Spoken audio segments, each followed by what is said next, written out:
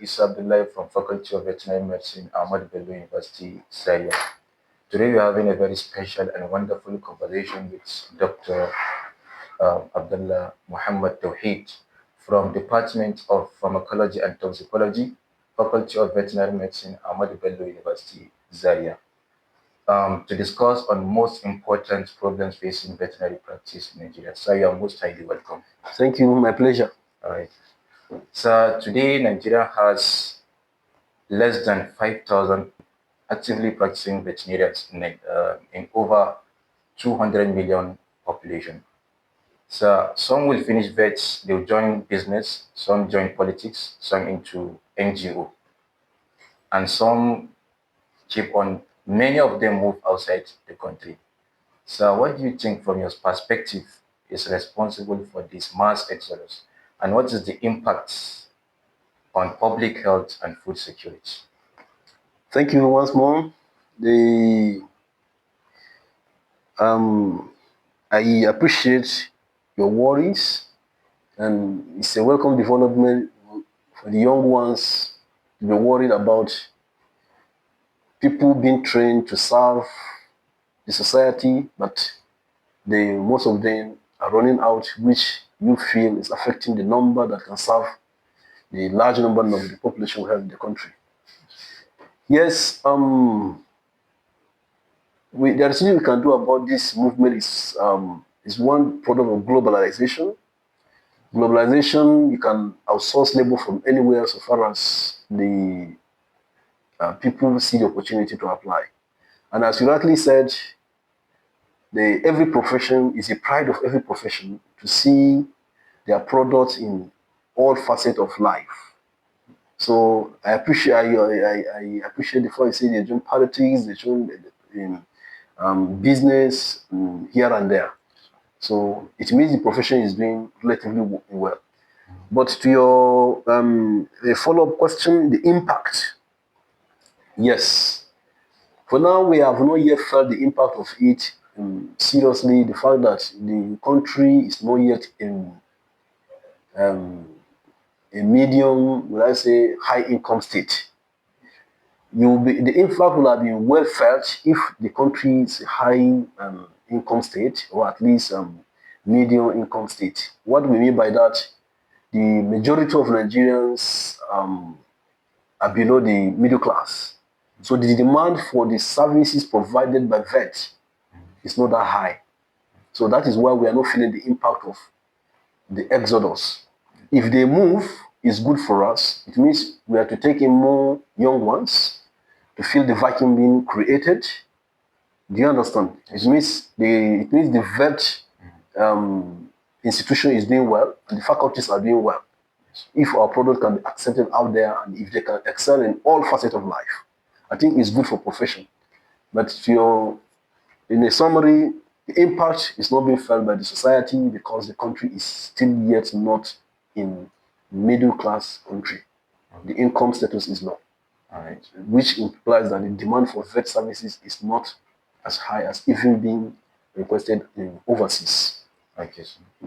So then, what are job opportunities that are available for a fresh veterinary graduate in Nigeria?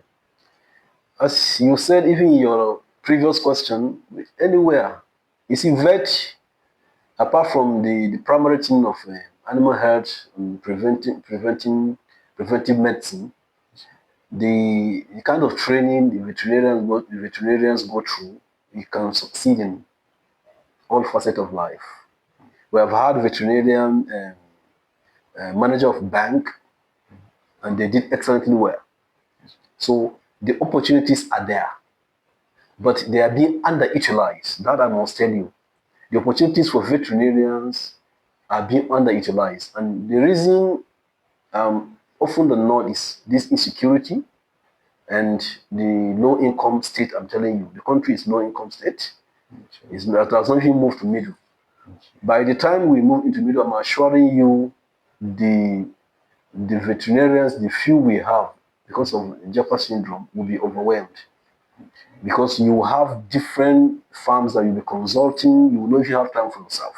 Yes. because that is the ideal of veterinarian.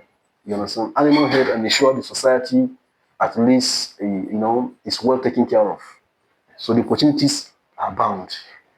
Custom, police, military, research institution, institutions, and more importantly, private practice. So I read in an article that between 2018 and 2023, the that harder farmer clashes have claimed about 3,000 lives and over 300 have displaced over 300,000 people in the country. So how does this conflict directly impact on veterinary practice and the livestock health? I think it's even the livestock health first. Okay. It's a major problem that, and I wish the new young generations that will pick it up. And when you get there, you come up with a pressure that ensure the government does the needful to stop this. This is 21st century. Before I answer your question, somebody was complaining, lamenting, a professor for that matter, when Yense Wike said that he apologized to residents of Abuja for cattle to be roaming the street of Abuja. And the person was making it differently. And I say, 21st century. So the it's becoming the problem has persisted. I don't want to go into it because of you people's time. Yes, sir. The root cause, as often said, is urbanization. The areas reserved for these people have been taken over. So we have restricted area reserved for them. You know, so now the pressure, more farming now, people, you know, expansion of farming because of exploding population. So it means they have narrow area to navigate, and they are still nomadic in nature. So I think this is the root cause of the issue. So what you young generation should, when you get there now, is to ensure at least let's modernize.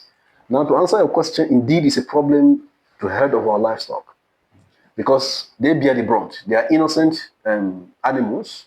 You see them setting them ablaze. You have seen a case of even the animals being transported because of anger, they were set ablaze.